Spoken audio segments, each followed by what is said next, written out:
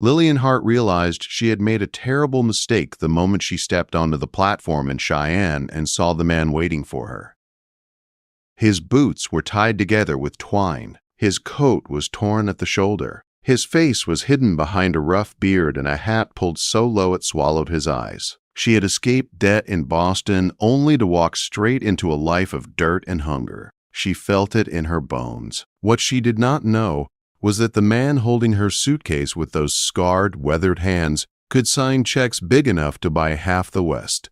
She did not know he was hiding a secret that powerful men had killed for, and she definitely did not know that the rotting sod house she was about to enter was not a home at all, but the last safe place standing between her and a war that was already on its way. The truth would come later. For now, she only saw the twine on his boots. Lillian had grown up believing rain washed a city clean, but in Boston, rain only made the dirt shine darker. She kept her head down as she walked along Wharf Street, her threadbare coat pulled tight, her fingers wrapped around the letter in her pocket. It was the only protection she had left, the only thing standing between her and Tobias Crowley. Her father had owed Crowley $2,000, a sum that drowned him long before heart failure stole his last breath. Lillian, making pennies sewing hems, inherited the debt the moment he died. Crowley was no banker. He was the kind of man who collected debts with his fists and smiled while doing it. She saw one of his men waiting outside her boarding house, a brute named O'Malley. Lillian didn't hesitate. She turned down a side alley and pressed her back to the cold bricks, breathing hard. She couldn't go home. She couldn't collect her clothes or her mother's locket. Staying in Boston meant dying in Boston. Her hands shook as she pulled out the newspaper clipping she had been reading for weeks. Wanted, wife of sturdy constitution. Life is hard. Solitude is certain. I offer shelter and protection.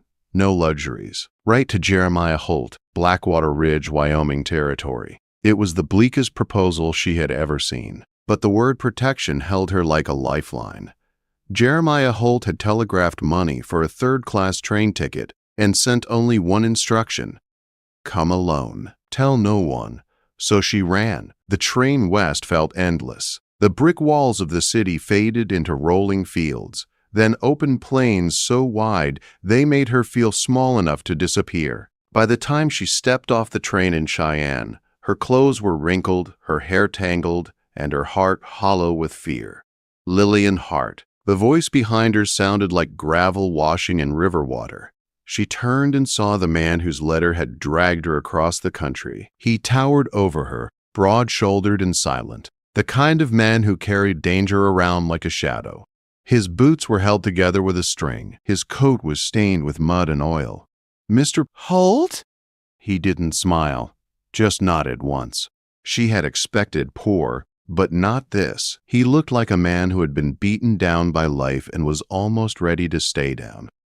He lifted her single bag with ease and led her through the crowded streets of Cheyenne, past saloons and painted women laughing on balconies, past busy carriage houses, past nice wagons, straight to the worst wagon in the entire lot, a buckboard with splintered wood and a horse that looked one winter away from death. "You coming?" Jeremiah asked. Lillian had nowhere else to go. She climbed onto the hard wooden bench. The first hours of the journey were silent. The Wyoming land was beautiful in a way that stung. Wide, cold, and uncaring. Jeremiah didn't speak unless he had to. He scanned the ridges, the open fields, the shadows cast by boulders. His posture was tight, his eyes never still. "Is it far?" she finally asked.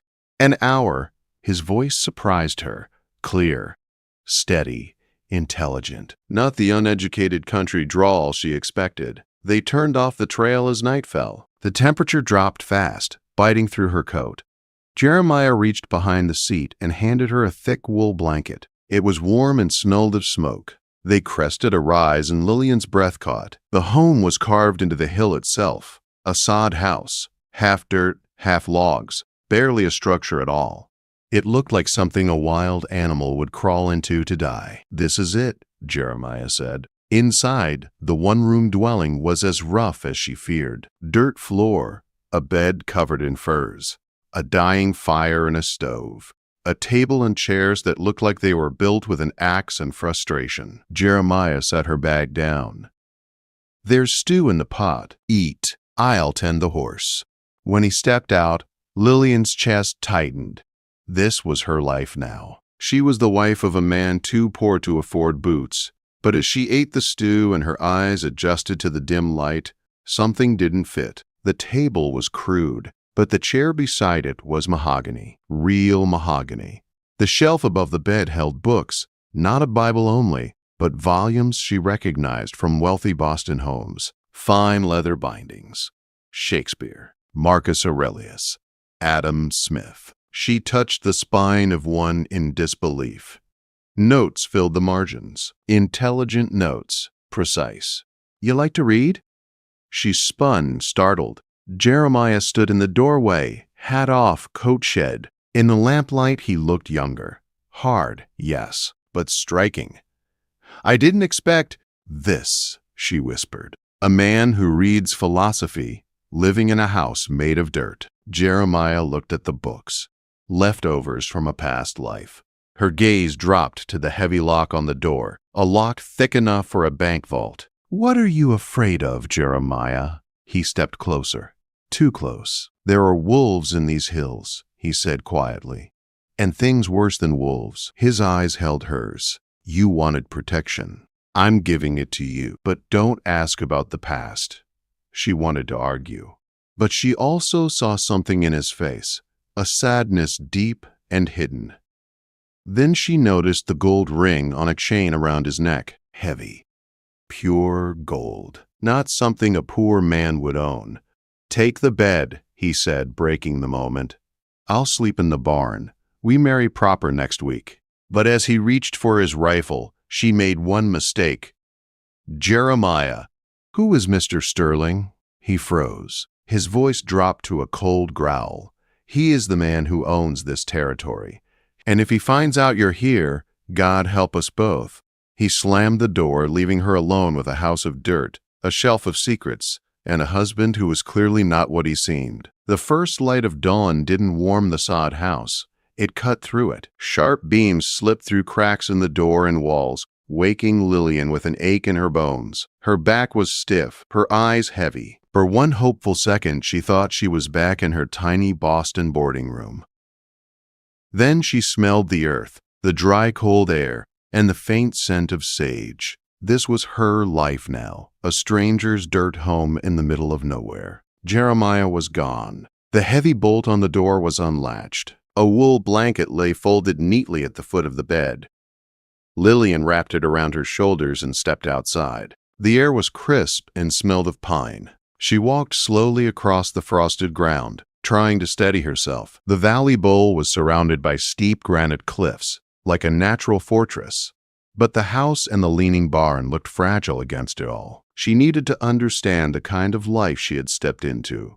The barn door hung crooked, held closed by a piece of rope. Lillian lifted it and squeezed inside. At first it looked exactly as expected.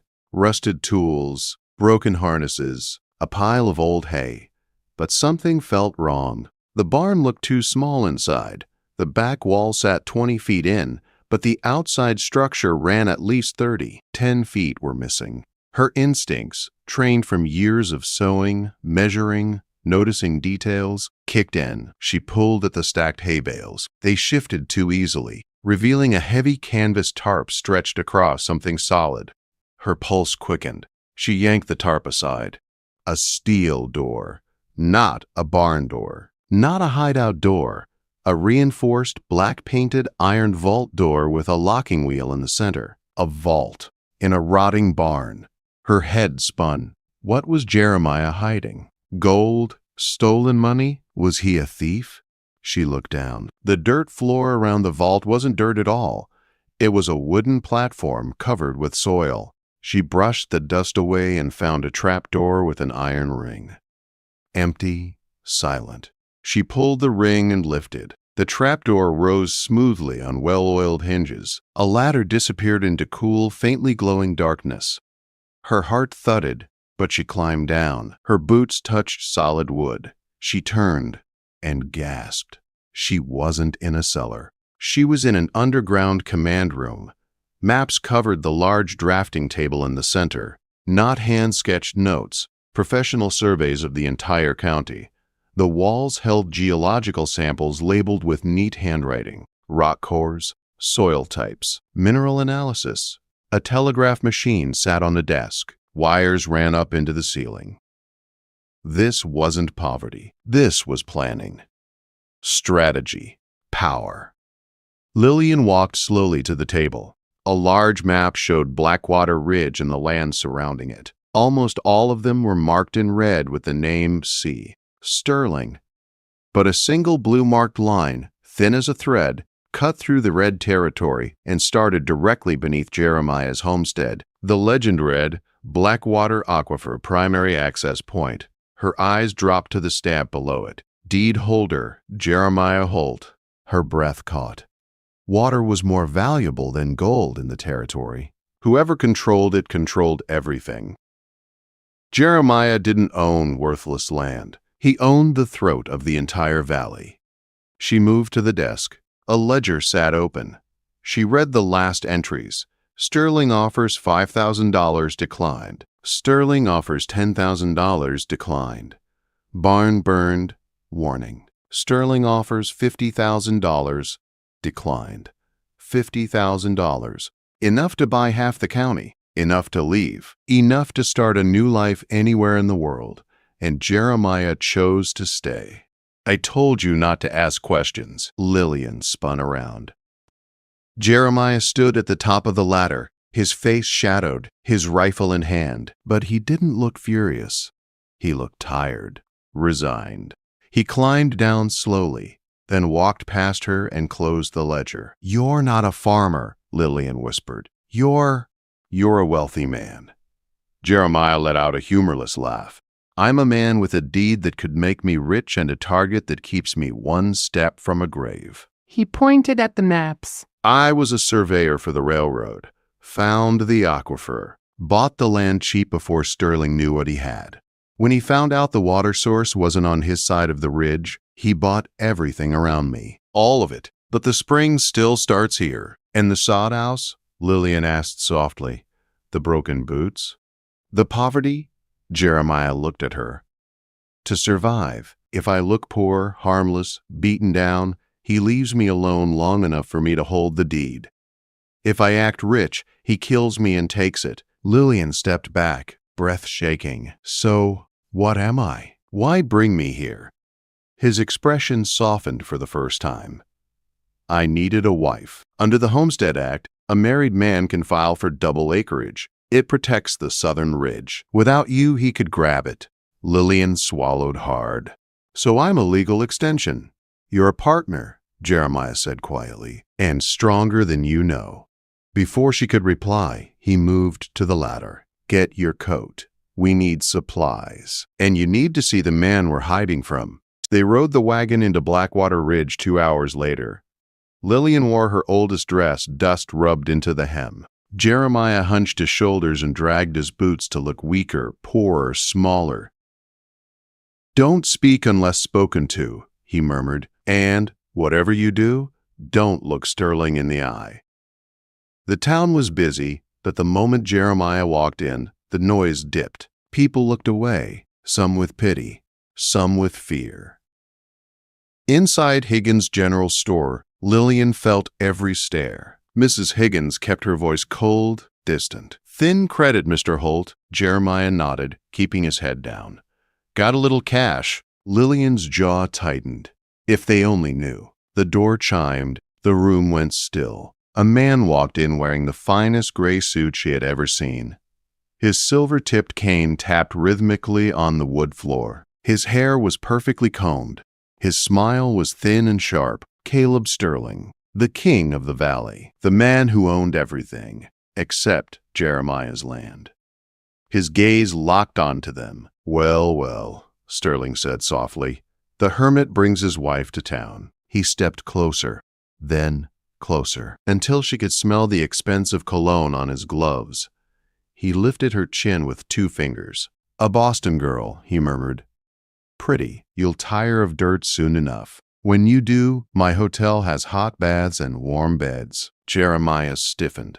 His hand twitched near his coat. Two gunmen behind Sterling dropped their hands to their pistols. If Jeremiah moved, he died. Lillian jerked her chin away. "I prefer dirt," she said, her voice calm and clear. "It's cleaner." The store went silent. Sterling's smile vanished for a flicker of a second. Then he leaned in. "We'll see how clean you feel when winter comes." He tipped his hat and walked out. Jeremiah grabbed Lillian's arm and pulled her outside. "You should not have spoken," he hissed. "He touched me," she said. "I said what I had to. He wanted me to draw. If I draw, his men shoot me, and he takes the land legally." He climbed onto the wagon.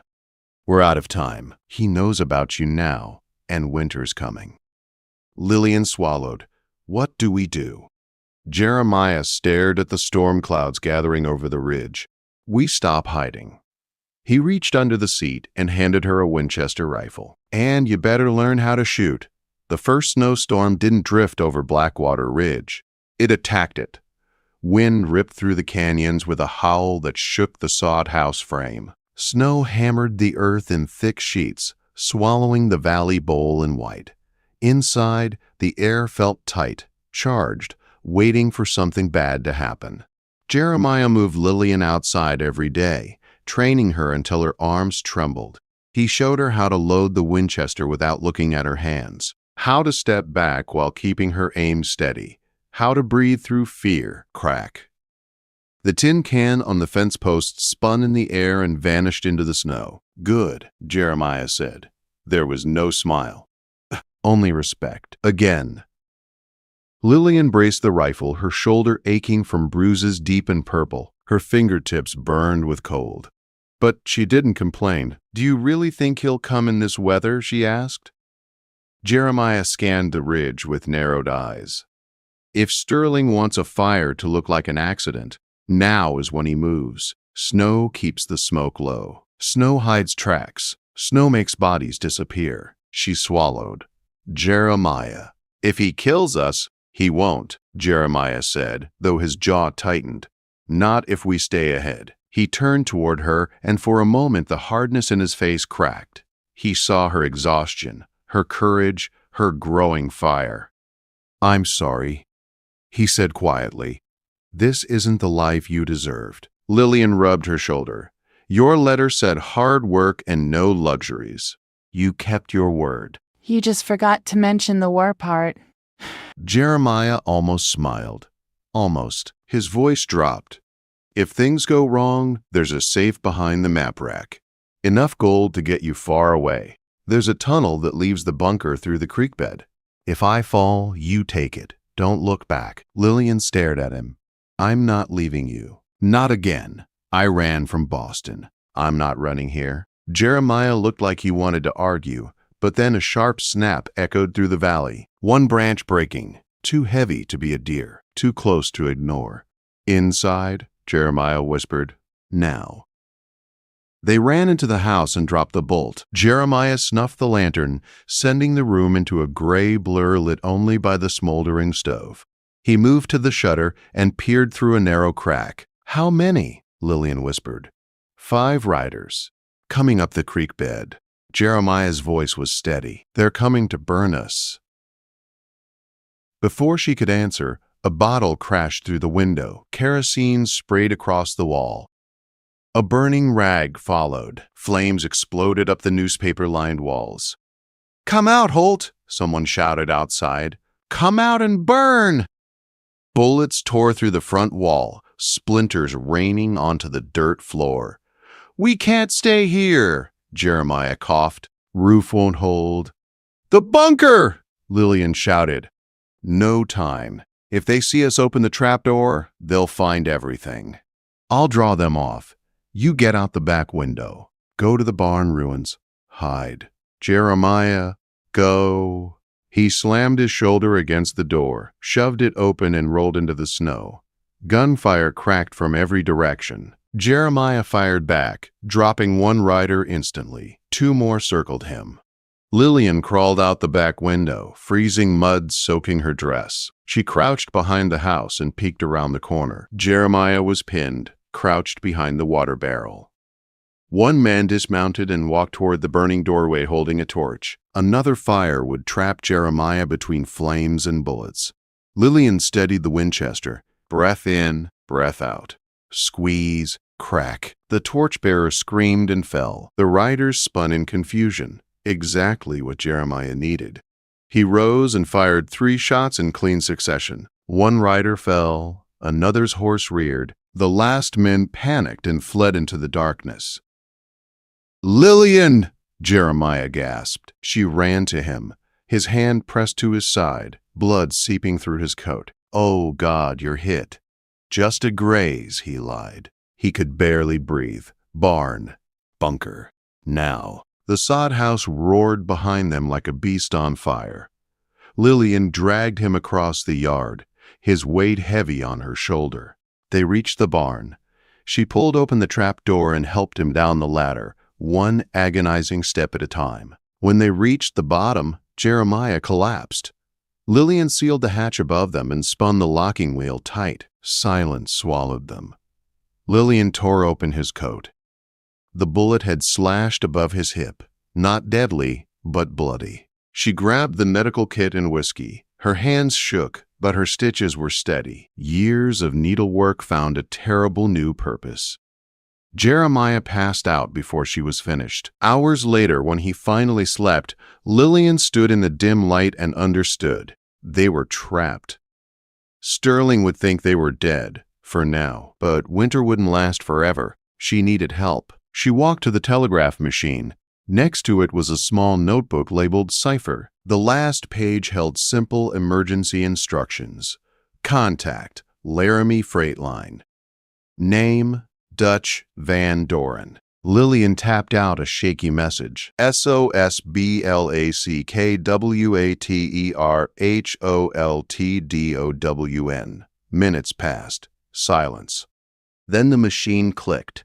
RECEIVEDWHOISTHIS. Lillian tapped back. HISWIFE. Another pause. Then HOLDFASTDUTCHISROLLING. Lillian slumped back. Relief flooded her chest. 2 days later, Dutch Van Doren climbed down the ladder with 2 men carrying a crate, and the rattling sound of a Gatling gun rattled the walls. "You look half dead," Dutch said to Jeremiah. "But you're breathing. Good, because we got work." Lillian wasn't helpless anymore. She had her own fire now. "Sterling thinks we're dead," she said. "Let him. But we need the survey maps delivered to the railroad board before the supply train leaves tonight." Dutch frowned.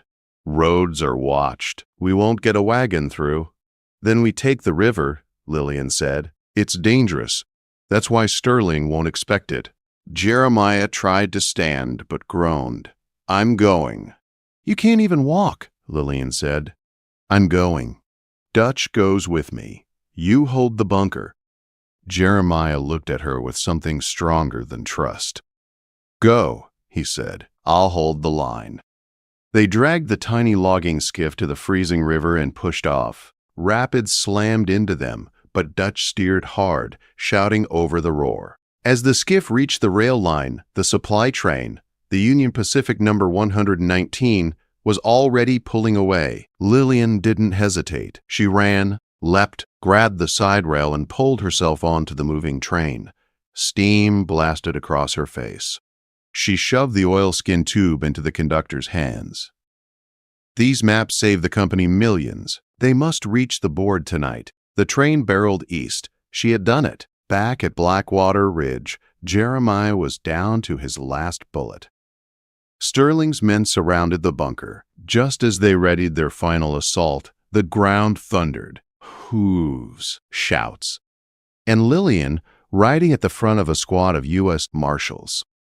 Caleb Sterling stepped forward, cane in hand, fury twisting his face. "It's over," Lillian said.